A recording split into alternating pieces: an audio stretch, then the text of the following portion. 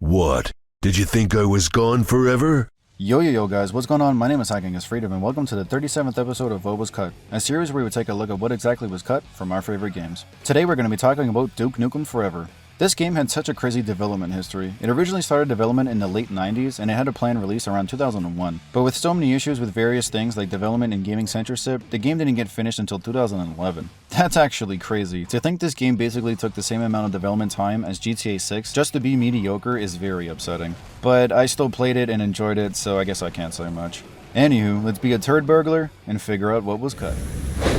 Why am I doing this? Textures are up first, and we're going to start with some strange multiplayer icons. This first bunch all seem to be earlier versions of the girls you can unlock in My Digs mode. Really, the only notable one here is Sergeant Peppa. It seems at some point in development she got a complete facial redesign, and her beret was changed to an army helmet. There's also even earlier versions of Sergeant Peppa, Trudy Uprights, and Funky Nefertiti, but sadly they're all just generic placeholders, with Funky's being a render of Miso Honey with a very crude afro painted on. Next, we have some HUD graphics that were supposed to be shown when using the RPG's nuke attachment, but that was ultimately scrapped, so these obviously go unused as well. This pretty cool looking icon here was supposed to be the multiplayer kill feed icon. There's also a jetpack icon, which seems to be different than the early version and the final version. I'm not really sure where this icon was supposed to be seen, but if I had to guess, I'd say it was probably supposed to be shown in multiplayer. This texture of a rough sketch of a gas mask can only be found in the files of the multiplayer mode, so this was most likely just going to be a cosmetic used to change up the appearance of your online character. There's no model associated with it, so this was likely cut early in development. This texture was supposed to be used as a reflection texture for the now cut Easy Vend machine, which would allow you to purchase various food items if Duke was low on health. There's also a temp sold out texture that obviously would have displayed when something is sold out. I talk about this Easy Vend machine more in the model section of the video. These next three textures are a bit mysterious. So we have this guy's face labeled as Dance Dance Duke, another guy's face labeled as S Obsolete, and this last one is labeled as S Trigger Puppet 2. I'm pretty sure this first one was for a Dance Dance Revolution minigame because there's a few test levels in the early builds featuring this game. I honestly have no idea about this one, other than some sort of developer joke, and the last one I'm pretty sure is just an engine editor icon, obviously edited to have Duke's sunglasses. These two textures are simply labeled as Crackles and Camouflage. They can be found in a file labeled as DT DLC Test, so I'm guessing that these were test textures for the Hail to the Icons parody pack, because these textures would fit in the mission Call of Duke perfectly. This next one is a pretty simple text texture labeled as DV Test, so this is most likely a temp texture used for the Duke vision. There's also a few more temp textures, one simply labeled as Bad, another which is labeled as Charlie Effect Test 1, and the final one is just an Unreal Engine default texture. Strangely, there's also a placeholder texture for the start of the Duke editor, but the normal Duke Nukem Forever logo is used instead. In the files of the final game, you can find a loading screen labeled as Load Generic Frame, which isn't used anywhere. All of the levels have their own unique loading screens, so it's unknown what this one was for, other than it being used as a placeholder. The only time you can see this in-game is if you use the console and type in the command Open Entry. The freeze cannon has a very crude multiplayer kill feed icon, which comes from the 2001 build of the game. Lastly, we have some HUD changes to go over, but let's go over the biggest difference first, which is the main menu. Pretty much everything was different in the earlier builds. This one here comes from the October 2001 build specifically, and you're actually able to customize this menu with various images and colors. This one is from an earlier 2001 build, and not much is different other than the obvious cool looking Matrix background. This last image comes from around 2008, and you can see the developers still went with the old style of layout, but the background was updated to display various levels. This screen here only appears in the August 2001 build, and it seems like they wanted the online section to be the DukeNet, which actually sounds pretty cool in my opinion. The weapon selection screen was also pretty different in the earlier builds, although it got drastically changed around 2008, before ending with what we have now. Lastly, the death screen was also very different in the earlier builds compared to the final. Take a look.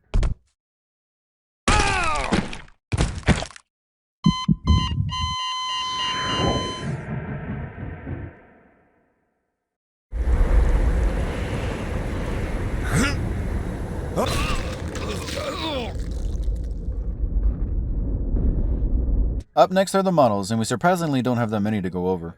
This first one seems to be a differently modeled and textureless version of Duke. Judging by the file name, Duke Attract, this is probably from the Attract movie that plays at the start of the game. There's also a version where only his face and hands are missing textures, and once again, it's most likely a model used for the game's trailer, because this model is labeled as Duke_trailer.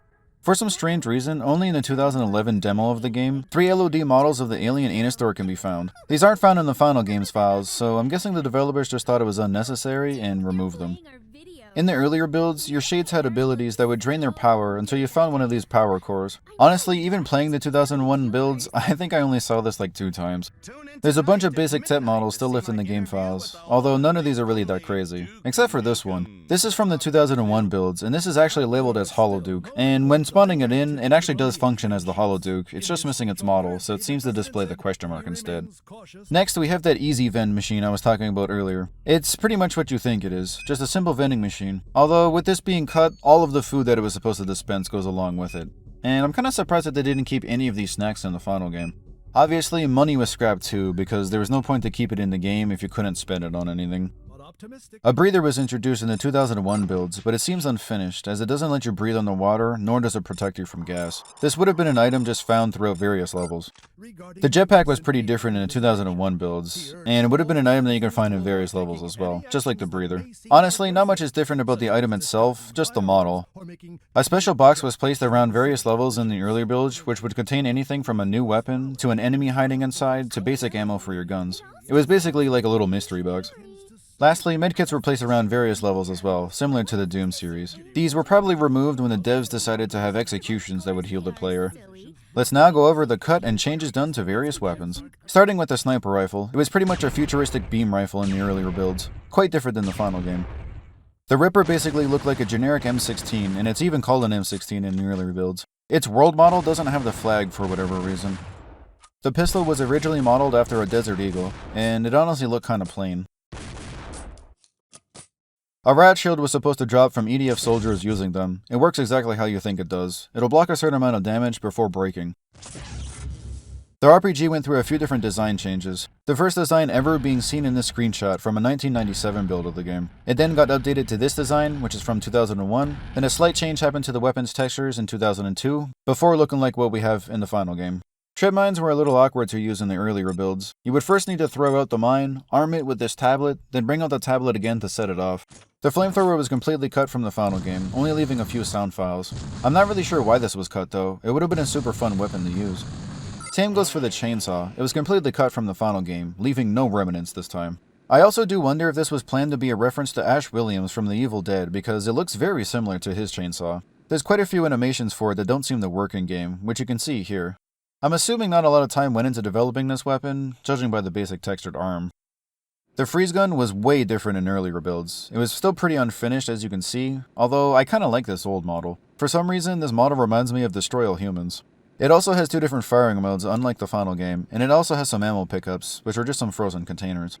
The Shrinker or Shrink Ray was originally powered with some sort of green crystal. This was in the August 2001 build. The October 2001 build changed it up with it now being powered by a human brain. I actually really wish they kept this design, it's so much better than what we have in the final game.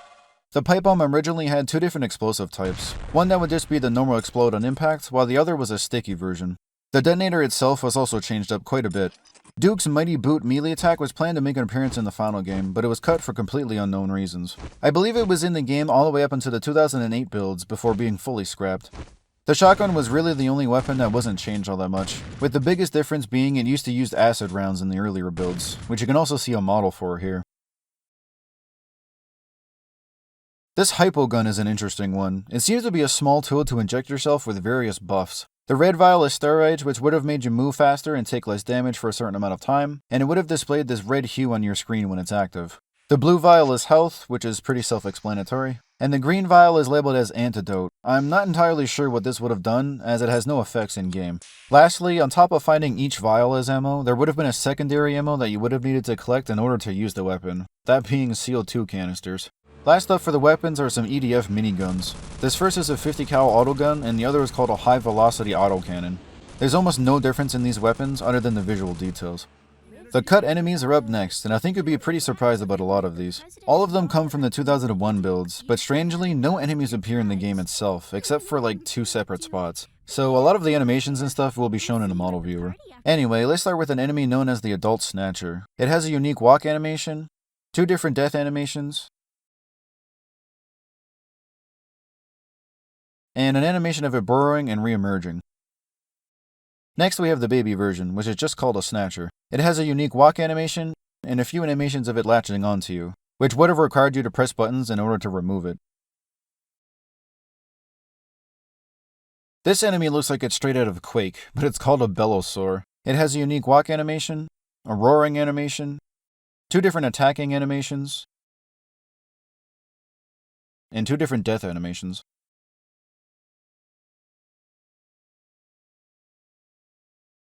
These next 2 enemies are basically one, and they're called Egg Pod and Pod Protector. The Egg Pod only has a death animation, and the Pod Protectors only have a single looping animation. It seems like not a lot of development went into these, and you can see that they're labeled as decorations in the game's engine. There's 2 turret enemies that honestly look really out of place for Duke Nukem. They honestly look like they belong in Borderlands, but the big one is simply called Ceiling Turret, and the smaller one is simply called Tripod Turret. For some strange reason, the ceiling version uses the same death model as the Tripod Turret. We have some sort of jet enemy that I believe was supposed to be used by the EDF, but I'm not entirely sure. The only mission that this jet is featured in is this one here, where it's basically just a test of the jet's flight path. It's also strangely labeled as a drone internally. Well, speaking of the Earth Defense Force, they seem to be your enemy in the earlier builds, and they have a ton of different enemy types that were never seen in the final game. Like the Riot Gear soldier I mentioned earlier, a Terminator robot called EDF-209, which actually has some pretty cool attacks, a specialized sniper with some zombified textures and some glasses, a unique soldier labeled as EDF Sapper with 3 different variants as well as some zombified textures, an EDF helicopter that would shoot at you during scripted events, 2 different versions of EDF soldiers on weaponized motorcycles, which are simply labeled as Cycle Sport and Cycle Sport 2, an EDF soldier on a weaponized jet ski, and a bunch of generic soldiers in desert gear, SWAT gear, and urban tactical gear. The EDF soldiers also had a canine unit which had 2 different variants, and this picture here is actually the dog's attack. Pretty different than just a bite attack, eh? This next one I personally couldn't find in the game files. I wanted to see if it had any animations left, but it's labeled as a Tesla Raptor. This is honestly another enemy that looks like it's straight out of the Quake engine. In an unused level labeled as Z1L0_1, there's an earlier version of the Cycloid that seems to be a static model. I'm guessing none of his scripts were ready yet, so he just sits here. Internally, he's labeled as Stuffed Boss, so I guess literally only the model was complete. Also, I swear I've seen this exact monster before, I just don't really know where. I kind of feel like I've seen it in Serious Sam, but I don't know. A sandworm was actually a part of the main story in the October 2001 build. In a certain level, Duke actually starts inside of a giant sandworm.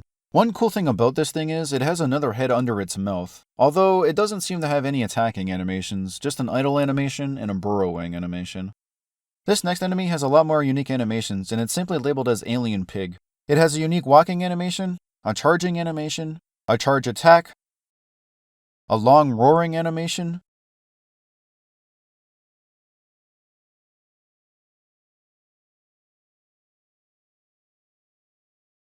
a generic slash attack,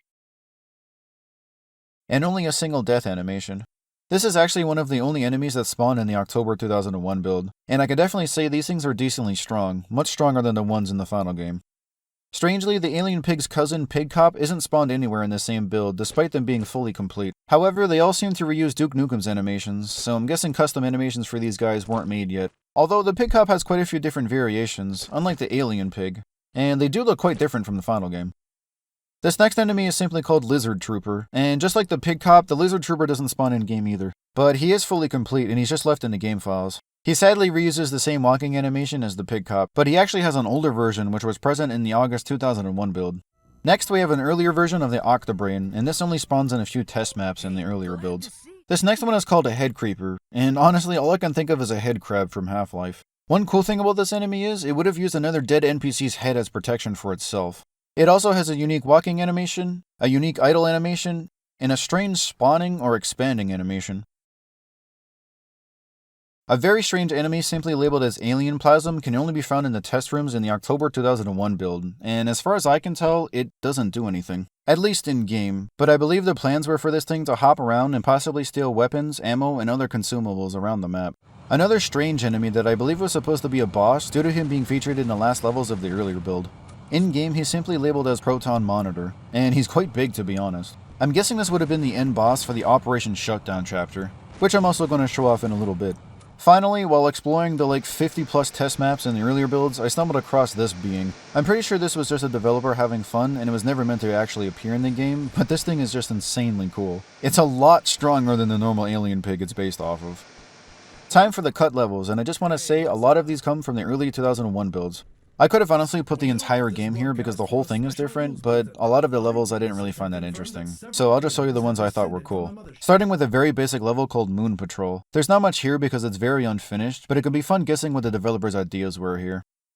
This next level is just called Lake Mead, and it's just a simple test of the jet's AI and pathfinding. Although, it's pretty interesting that the devs used the name of a real-life place for this mission. I'm pretty sure this mission was either fully cut or heavily reworked into the Mothership Battle mission, because the jets fly pretty similar to the alien ships from that level. Next, we have 2 levels, simply called Mothership. The first seems to be a map made for scaling, as when you start it up, text reading "this is a quarter scale of the actual ship" appears. This is clearly a very early version of the Mothership we see in the final game, but I guess there were plans to board it in this early storyline. The second level seems to be inside of the Mothership, and it's called Docking Bay.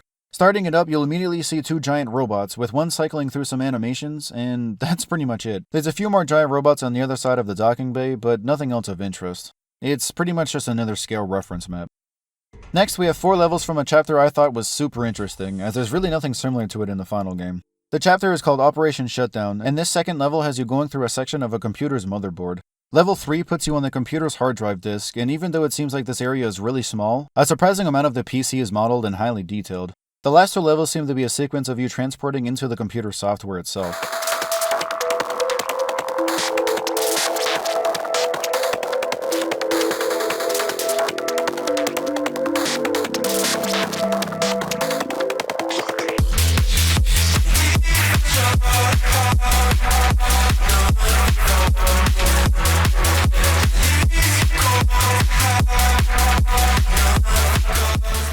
And I'm guessing this is where you would have fought that proton monitor enemy I mentioned just a bit ago.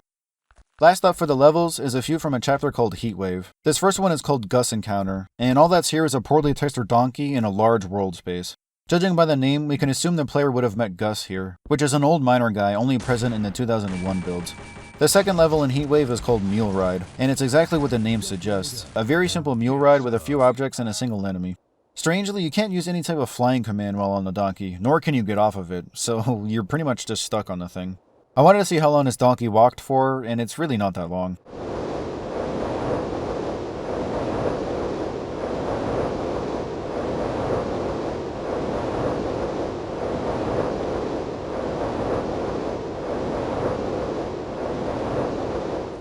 The third level is called Abandoned Mine, and it seems to be an earlier version of the town that you end up in the mission Ghost Town. There's no enemies or objects, just build pieces for the mine. Lastly, we have a level called Discovery in the Desert, which is kinda strange because the only thing that seems to be here is a small rundown shack and a piece of a road barrier. There's literally nothing else here besides this weird carpet texture I found while exploring. It's time for the sounds and voice lines, and let's start with the sound effects first. Strangely, all of these sound effects and voice lines are still present in the final game's files.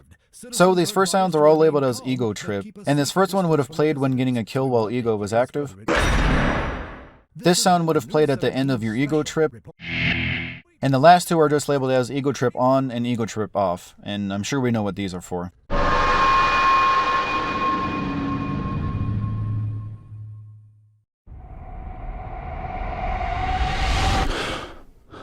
We have 2 sounds from the Easy Mail messaging system. You've got mail. 2 sounds of equipping and unequipping the breather item.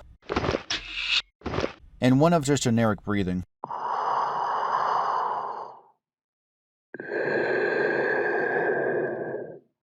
A bunch of sounds from the Shades operating system, which are all leftovers from the 2001 builds.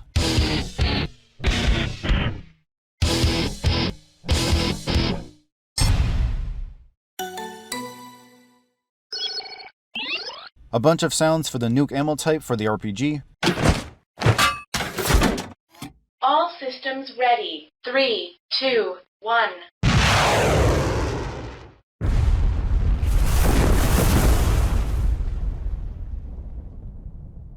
Two sounds for the flamethrower, which are leftovers from the 2001 builds. An engine sound left over from Duke's motorcycle, which was very prominent in the earlier builds. And finally, a generic lava sound, which is strange because lava isn't seen anywhere in the final game or in the earlier builds. Onto the voice lines, and we're obviously going to start with Duke Nukem first. So, this first one was supposed to play while emerging from water. Wow, I can breathe. These 2 voice lines are from the trailer, and yeah, for some reason they are separate voice lines. What? Did you think I was gone forever? 3 voice lines that suggests, Duke's enjoying his time with a donkey. Ugh. Oh, watch the teeth, baby. Ooh, right there. Oh, Ooh, watch the teeth, babe. Watch the teeth.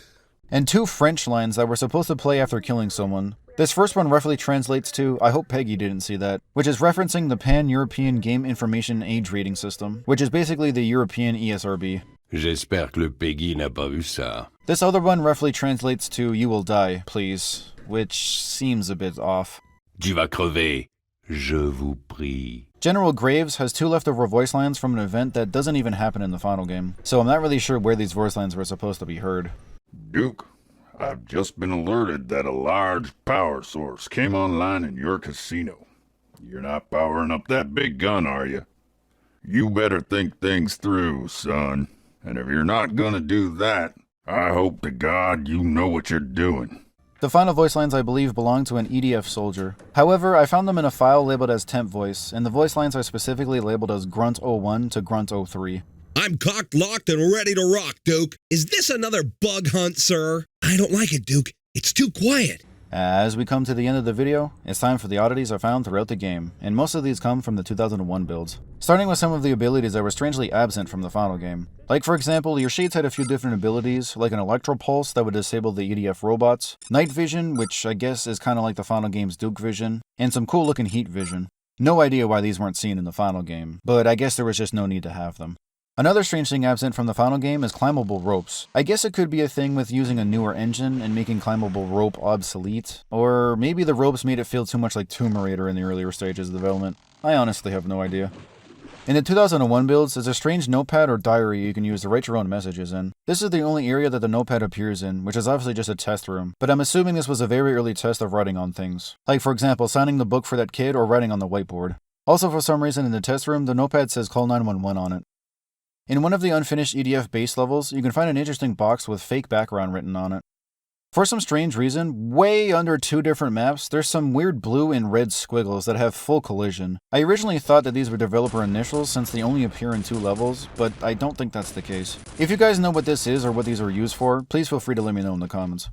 Also in the 2001 builds, every single prop had a health bar. I kind of feel like this was just unnecessary, so it was just removed later in development. Plus, I think the amount of destructible props was toned down quite a bit for the final release. Okay, let's get out of the earlier builds now. Just after finishing the mothership battle, if you no-clip out of the Duke cave, you can find some huge destroyed pieces of the mothership that you can actually pick up and use for some reason. You can pretty much grab every object down here, and I'm guessing that these were just some set pieces that the developers mistakenly made interactable. At the beginning of the Lady Killer mission, just before you enter the RC car, if you no-clip out of the wall, you can spot a box that seems to be housing some sort of building models. I originally thought this had something to do with the skybox, but then I realized that these are actually the buildings used for the Duke statue platforming section, which is much later in the level though. I have no idea why it's stored out here so early in the mission. At the very end of the mission Ghost Town, if you no-clip towards the cave, you can see a strange cylinder with some writing on it. It was actually pretty hard to read the text because of this weird box the devs put over it to try and hide their mistake, but I'm pretty sure it says Invisible Collision Hull. Lastly, there's 2 leftover videos for the developers' logos. 3D Realms and Triptych are both featured in the same render in the final game's intro, but there must have been plans at some point to feature them in separate videos. Although the 3D Realms video was seen in early promotional videos.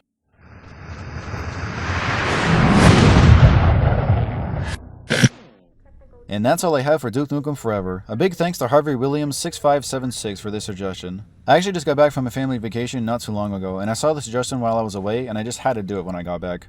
It was super fun digging through this game and its various builds. Most of the interesting stuff comes from the 2001 builds, which gives us a very cool look at what the game could have been. Anywho, if you have a suggestion for the next What Was Cut episode, please feel free to comment down below. With that being said, thank you so much for watching, and I'll see you in the next one. Peace.